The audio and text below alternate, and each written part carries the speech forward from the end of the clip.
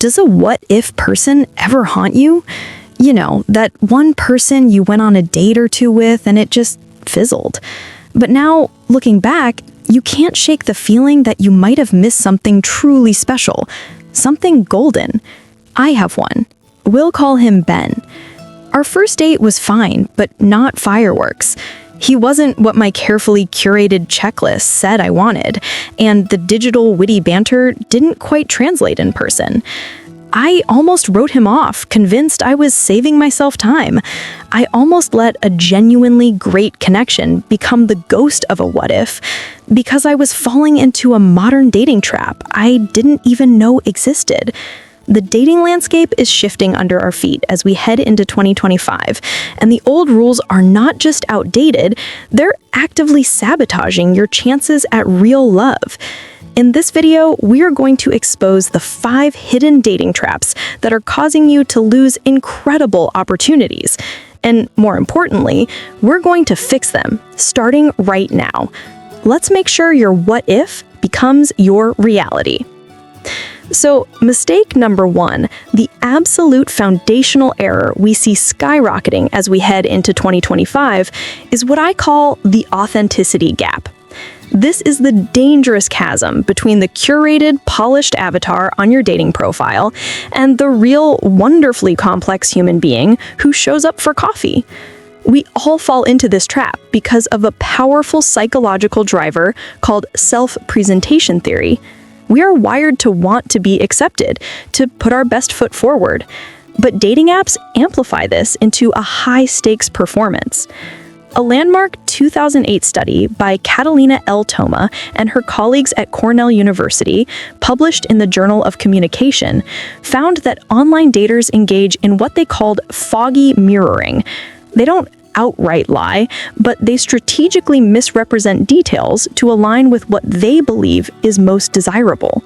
That slightly younger photo, the more impressive job title, the claim of loving spontaneous adventures when you've left the state twice in 5 years. Think of a client of mine. We'll call her Jessica. Her profile looked like a cover for an adventure magazine, kayaking, hiking, beaming from a mountaintop. In reality, she was a homebody who loved vintage films and baking. She did those activities once for the photo op. She matched with a guy, a true outdoorsman, and on their first date, she felt this crushing anxiety. She was waiting to be found out. He'd ask about her favorite hiking trail, and her mind would go blank. The entire date was spent not connecting, but managing her own carefully constructed narrative. It was exhausting, and the connection, predictably, never stood a chance. He wasn't rejecting her, he was simply not connecting with the character she was playing. This is the real poison of the authenticity gap. The red flag isn't just them lying to you, it's the internal pressure you feel to live up to your own marketing. You start a potential relationship on a foundation of anxiety, not authenticity. You attract people who are in love with a ghost, and true intimacy becomes impossible because you can't be vulnerable when you're hiding behind a mask. This constant need for validation, to prove your performance is working, makes you desperate for an immediate, explosive sign of success. You crave that instant spark. But what if that very hunt for sparks is causing you to walk right past a slow-burning, lasting fire? That's exactly what happens with mistake number 2. Which brings us seamlessly to mistake number 2, chasing sparks, missing fires. Our culture, fueled by dating apps and rom-coms, has sold us a dangerous lie. That true love begins with a lightning bolt, an undeniable cinematic spark. We're conditioned to expect instant chemistry, and if we don't feel it within the first 10 minutes, we write the person off. This is the direct result of the instant gratification mindset we just talked about. We want love delivered like an Amazon Prime package, fast and guaranteed. But real lasting connection often isn't a spark. It's a slow burn. It's an ember that needs time and oxygen to grow into a steady, warming fire. This isn't just a romantic notion, it's backed by extensive research. Dr. Ted Houston at the University of Texas conducted a 13-year longitudinal study called the Pairing Project. His findings, published in the book From Courtship to Marriage, were shocking to many. He found that marriages that began with a whirlwind of intense romance and passion were actually more likely to end in divorce than those that started out as friendships and developed affection and intimacy more gradually. The spark often fizzles, while the slow burn builds into something unshakable. This was exactly what happened with Ben, the guy I mentioned in the intro. Our first date was pleasant, but there was no lightning bolt. My brain, conditioned by years of swiping, was screaming next. But something made me pause. I decided to challenge my own programming and agreed to a second date. On that second date, without the pressure of a spark, we talked for 4 hours. I discovered his quiet humor, his deep integrity, his kindness. The ember started to glow. The fire wasn't missing, I was just too impatient to let it catch. So the red flag here isn't a boring first date. The red flag is your own intolerance for anything less than a Hollywood meet-cute. It's the compulsion to check your phone under the table because you're not immediately swept off your feet. Dismissing a kind, engaging person because you didn't feel an instant zing is one of the biggest ways we lose golden opportunities. But letting that slow burn happen requires a willingness to be seen, to be known. And that means walking the delicate, terrifying line of being open without oversharing, which is the exact challenge we face in our third mistake. So, mistake number 3 is trying to navigate the vulnerability tightrope. This is where we swing wildly between two damaging extremes. On one side, we build impenetrable walls, so terrified of getting hurt that we keep every conversation light, surface level, and safe. We never let anyone get close enough to see the real us. On the other side, we trauma dump. In a misguided attempt to fast-track intimacy, we unload our deepest wounds and insecurities onto a near stranger, often before the appetizers have even arrived. Both are catastrophic for building a real connection.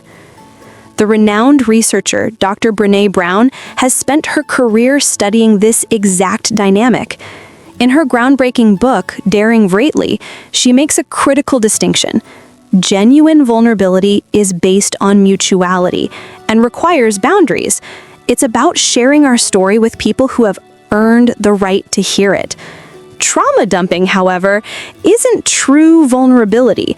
It's often a subconscious strategy to forge a bond where one doesn't yet exist. It's a way to test if someone can handle you at your worst before they've even had a chance to experience you at your best, a behavior often linked to an anxious attachment style seeking immediate validation. I remember coaching a client named Michael. On his first date with a woman he was really excited about, she asked about his family.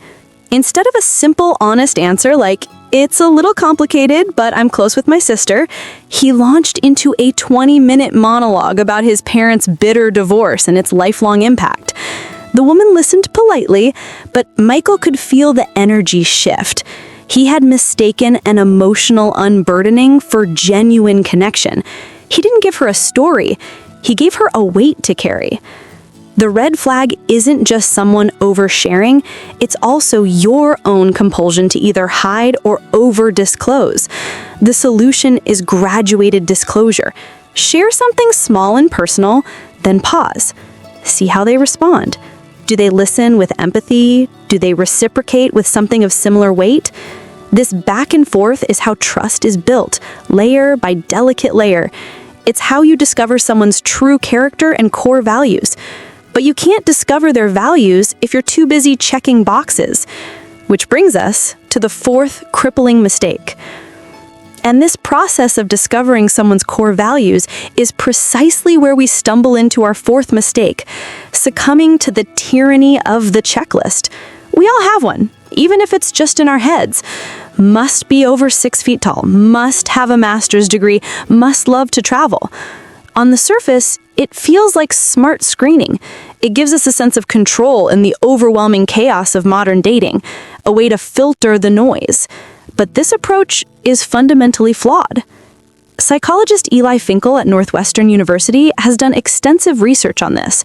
A key paper he co-authored in Psychological Science and the Public Interest back in 2012 warned that dating apps encourage this checklist mindset.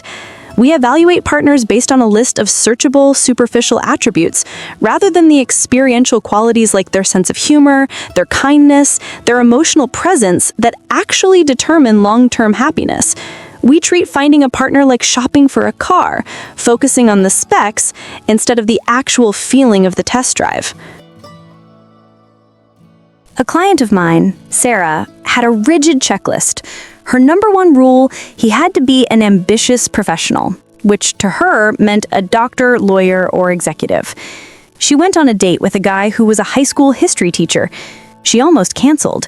In her mind, he didn't check the ambition box. But during the date, she learned he was also building a nonprofit to bring free tutoring to underserved kids in his spare time. His passion, his drive, his real ambition was staggering. It just didn't fit into her pre-approved box. Her checklist was blinding her to the very quality she claimed to be looking for. The red flag isn't having standards.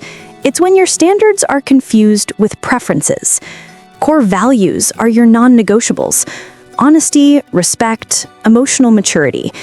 Preferences are the details: height, job title, taste in music. The fix? Toss the old checklist. Write a new one that describes how you want to feel with a partner. I want to feel safe. I want to feel intellectually challenged. I want someone I can laugh with until it hurts. This shifts your focus from a list of stats to a feeling of connection. But discovering if someone aligns with those feelings can't happen through a profile. It happens through rich, meaningful interaction, which is becoming a lost art, leading us directly to our final, critical mistake. And that leads us to the fifth, and perhaps most critical mistake, where all the other errors culminate: the lost art of conversation. We've become incredible texters, masters of the witty comeback, the perfectly chosen GIF, the carefully crafted emoji sequence. But we are letting these digital skills atrophy the single most important tool for building a relationship: real face-to-face communication. This isn't just old-fashioned sentiment, it's a neurological reality. MIT psychologist Sherry Turkle, in her book Reclaiming Conversation, details how our reliance on screens is eroding our capacity for empathy. Real conversation is messy, spontaneous, and relies on a symphony of nonverbal cues: tone of voice, eye contact, posture, a subtle shift in expression. These cues are where true understanding and intimacy are born. Texting strips all of this away, leaving us with a flat, curated script. It allows us to perform connection without the risk and vulnerability of actual presence. We're essentially creating a perfect digital pen pal, not a potential life partner. Think about a guy I dated briefly. His text game was off the charts: clever, engaging, and deeply personal. I felt like I knew him before we even met. But on our first date, the reality was jarring. He could barely hold eye contact. He filled every silence by checking his phone. The dynamic, charismatic person from my screen was replaced by a nervous stranger who couldn't connect without the buffer of a keyboard. The chemistry we'd built was an illusion, a product of well-edited text messages, not genuine human interaction. This is the ultimate red flag. Not a lack of texting, but a reliance on it. The person who can write you novels for weeks but consistently avoids a phone call or postpones a real-life meeting is a massive warning sign. They are often in love with the performance of courtship, not the reality of connection. Fixing all of these mistakes isn't about learning a new trick or a better opening line. It's about getting back to the basics of human connection.